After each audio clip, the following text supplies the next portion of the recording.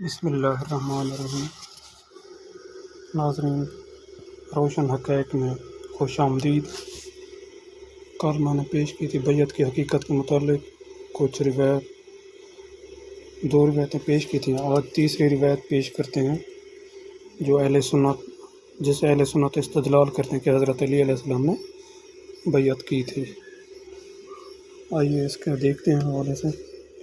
یہ تیسری روایت ہے جو ہماری کتاب بہار الانوار سے لی گئی ہے، اور مولانا محمد نافع صاحب نے اپنی کتاب رحمہ بینہم میں اس سے استدلال حاصل کیا ہے کہ حضرت علی علیہ السلام نے بیعت کر لی تھی۔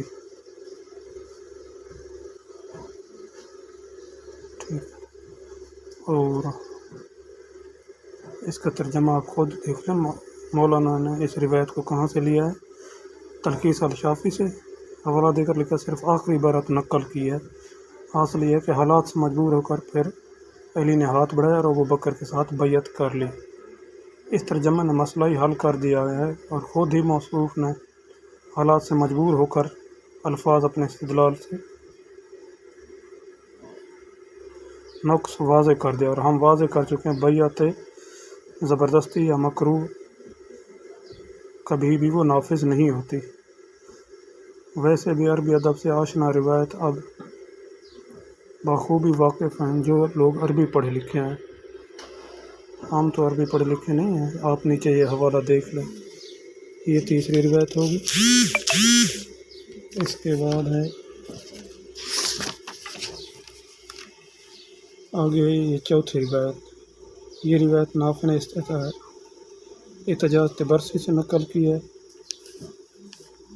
اور آدھی روایت نقل کر کے پھر اس کو ترجمہ کر کے آگے والی بات اس نے نہیں لکھی ہے۔ میرے پاس احتجاج تبرسی اردو میں ہے لیکن عربی میں نہیں ہے۔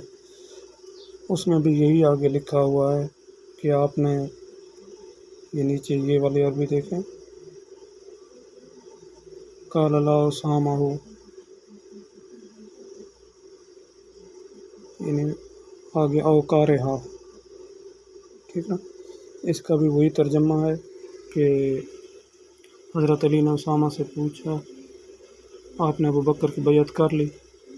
تو علی علیہ السلام نے تو اسامہ نے کہا آپ نے بیعت اختیاری کی یا جبر و اکراہ کے ساتھ؟ حضرت علی علیہ السلام نے فرمایا نہیں بلکہ مجبوراً کی ہے۔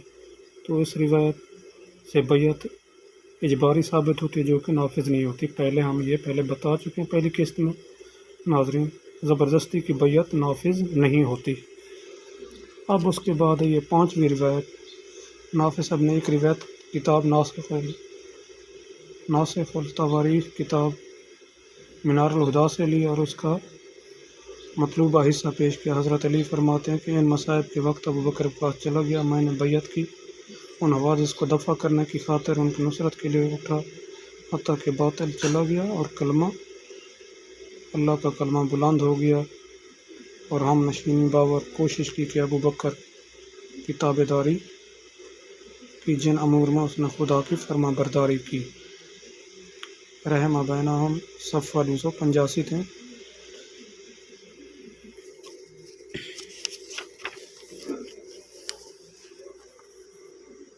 اب اس کا جواب یہ کہ سند کے لحاظ سے قابل قبول نہیں ہے، نہ ہی متن کے اعتبار سے یہ قابل قبول ہے۔ ہم یہاں اس کی یہ روایت سند حیثیت، اس کی سند میں عبدالرحمن بن جندب مجہول، دیکھیے عبدالرحمن جندب امام علی کے اصحاب میں سے مجہول ہے۔ عبدالرحمن بن جندب مجہول، یہ نیچے کون سی کتاب سے لیا گیا؟ یہ حاشیے پہ دیکھیں،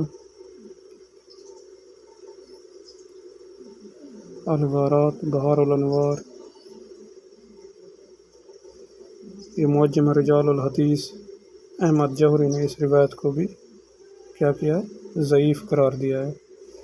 روایت کی اب درایتی کیفیت، درایات کے اعتبار سے بھی یہ دیکھا جائے کہ متن میں ایک افسانوی کردار عبداللہ بن سبا کا ذکر ہوا ہے، اور علماء امامیہ نے اپنی تحقیقات میں ثابت کیا کہ یہ ایک فرضی کردار ہے، اور میں بھی اس پر 2 قسطیں دے چکا ہوں کہ عبداللہ بن سبا ایک فرضی کردار تھا، حقیقت سے اس کا کوئی تعلق بھی نہیں ہے۔ اس کے لیے مزید آپ علامہ مرتضیٰ عسکری کے عبداللہ بن سبا اور افسانوی قصے کی طرف رجوع کر سکتے ہیں۔ اس کے بعد ہے چھٹی روایت۔ روایت کے نقل کرنے سے قبل روایت کے استدلال کرنے والوں کے کلمات بھی درج کر دیتا ہوں، پھر ہمارا جواب تحقیقات قارئین کی فہم میں سما جائے، کیونکہ بیعت کے ذریعے استدلال کرنے والوں نظام باطل کے مطابق سب سے اعلیٰ دلیل یہی ہے کہ جس سے وہ اپنے خلفاء کی خلافت کا حق ثابت کرتے ہیں۔ اس روایت کو بطور دلیل پیش کرتے ہوئے اہل سنت نافع لکھتے ہیں، یہ بیان مفہوم اس قدر واضح ہے، کسی خارجی تشریح کا محتاج نہیں ہے۔ پہلے اس کا محل اور موقع معلوم کر لینا ہی کافی ہے۔ اس طرح کہ جنگ جمل میں شکست خوردہ پارٹی اپنی جوگی جمع ہوئی اور ان کو اپنے کوتاہی اور غلطی کا احساس ہوا، پھر وقت سے معذرت خواہی کے لیے حضرت علی کی خدمت پیش ہو کر اپنا کچھ بیان کرنا چاہا، تو اندری حالات ان کے متعلق علی علیہ السلام نے روک کر ان سے خطاب کرتے ہوئے کہا، کیا کہا؟ اس کی اب یعنی علی علیہ السلام مخاطبین کو فرماتے ہیں کہ تم نے ابو بکر کی بیعت کی اور مجھ سے منصرف ہو گئے اور پھر گئے، بس اس طرح تم نے ابو بکر سے بیعت کی تھی، اسی طرح میں نے بھی ان سے بیعت کی تھی۔ میں نے مسلمانوں کے اتفاق کی لاٹھی توڑنے کو مکروہ جانا اور ان کی جماعت میں تفریق کو ڈالنے کو ناپسند کیا۔ پھر ابو بکر نے خلافت اپنے بعد عمر کے لیے تجویز کر لیا، اور تم کو معلوم ہے کہ میں نے رسول کریم صلی اللہ علیہ وآلہ وسلم سے یہاں موصوف نہ علیہ کا ترجمہ نہ کر کے علمی خیانت کا کیا، ساتھ ہی لوگوں کو اور اپنے آپ کو زیادہ حق رکھتا تھا، پس میں نے عمر کی بیعت کی جس طرح تم لوگوں نے ان کی بیعت کی۔ اس بیعت کے حقوق کو پورا کیا، حتیٰ کہ قاتلانہ حملہ ہوا، مجھے 6 آدمیوں میں کی سب کمیٹی میں ایک چھٹا ممبر قرار دے کر شامل کر لیا، پس میں نے شامل کرنا قبول کیا اور مسلمانوں کی جماعت میں تفریق کو برا جانا اور اس کے اتفاق کی لاٹھی کو ناپسند کیا۔ اس کے بعد عثمان کی بیعت کی، پس میں نے بھی ان کی بیعت کیا، اور میں شہادت عثمان کے بعد گھر میں بیٹھا ہوا تو میں نے تمہیں بلا بھیجا اور نہ ہی مجبور کیا، بس تم میرے پاس ہے اور تم نے میری بیعت کی جیسا کہ تم نے ابو بکر اور عثمان کے ساتھ بیعت کی۔ کیا وجہ کہ ان حضرات ثلاثہ جیسے تم نے بیعت کی، ان کا وفا و ایفا کرنا میری بیعت کے ایفا اور وفا سے زیادہ حقدار ہے۔ اس وقت میں مخاطبین و سامعین نے کہ یا امیر المومنین، اب آپ کو اس فرمان جاری کرنا چاہیے جس طرح خدا کے صالح بندے حضرت یوسف نے معذرت خواہوں کے حق میں ارشاد فرمایا تھا، آج تم پر کچھ الزام نہیں اور سرزنش نہیں، اللہ تم کو معاف کرے، سن کر وہ بڑا مہربان ہے۔ اس کا ترجمہ کرنے کے بعد مولانا نافع صاحب نے یہ اصطلاح کیا جس کا خلاصہ یہ ہے کہ حضرت علی کا اپنا قول ہے کہ میں نے خلفائے ثلاثہ کی بیعت کی، نیز اپنی بیعت کے لوگوں کی بیعت کی تشبیہ دے کر بتایا کہ میں نے جبر و اکراہ کی بیعت نہیں کی، اور عثمان نے کمیٹی کے افراد میں شامل کیا تو ان کو حضرت علی پر پورا اعتماد تھا تبھی کیا۔ جواب سب کا روایت کے معنی جیسے میں بحث کی جائے سمتی حیثیت اور دریتی کیفیت۔ اس سند کے اکثر راوی مجہول ہیں، اس سند میں مجاہیل کی کثرت اس کے ضعیف ہونے کی علامت ہے۔ یہ دیکھ لیں رحمہ بینہم سے لی گئی ہے۔ اس کے بعد ہے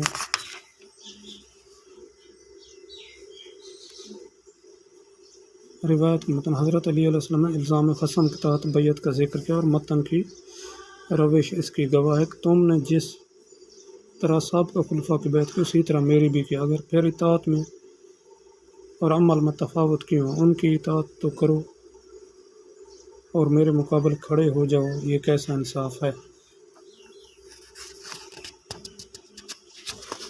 یہ تھی اب آخر میں اہل سنت کی کتاب سے یہ شرح فقہ اکبر اوپر لکھا ہوا ہوگا، ان کی یہ کتاب ہے شرح فقہ اکبر۔ یہ دیکھیں حضرت علی علیہ السلام کا ہاتھ پکڑا اور فرمایا سپرد کیا معاملہ کرتا ہوں اس شرط پہ کہ آپ کتاب اللہ، سنت رسول اور سیرت شیخان کے مطابق فیصلہ کریں۔ حضرت علی علیہ السلام نے فرمایا کتاب اللہ اور سنت کے ساتھ فیصلہ کروں گا اور اپنے رائے سے اجتہاد کروں گا۔ اس میں بھی انہوں نے سیرت پر چلنے سے کی یقین دہانی نہیں کرائی، مطلب سیرت سے انکار کیا۔ اس طرح اب اس کے صفحہ نمبر 149 پر پھر وہی روایت ہے شاید اسی وجہ سے حضرت عبد الرحمن بن عوف نے حضرت عثمان و علی سے ہر ایک کو فرمایا تھا کہ میں آپ کو اس شرط پر ترجیح دیتا ہوں کہ آپ قرآن و سنت اور سیرت شیخان کے مطابق فیصلہ کریں گے۔ حضرت علی علیہ السلام نے ان کے دونوں کی تقلید سے انکار کر دیا اور حضرت عثمان مان گئے۔ اب یہ استدلال مجھے بتانے کا مطلب یہ تھا کہ حضرت علی علیہ السلام نے سیرت شیخان پر چلنے سے انکار کیا، اور اس سے یہ ثابت ہے کیونکہ اگر آپ نے بیعت کی ہوتی تو اس وقت عبد الرحمن بن عوف کہہ سکتے تھے اور دوسرے جو شورا کے اراکین تھے وہ بھی کہہ سکتے تھے آپ نے ان کی بیعت کی تھی، اب سیرت پر چلنے سے انکار کیوں کرتے ہیں؟ یہ ایک واضح میرے خیال میں ٹھوس دلیل یہی ہے کہ جب ان کی سیرت پر نہیں چلے تو پھر بیعت کیسے کی، یا بیعت کیا تو پھر سیرت پر چلنے کے سے انکار کیوں کر دیا؟ یہ آج کا سوال ہے میرے قارئین سے، شاید اس کا وہ جواب دیں۔ اللہ حافظ۔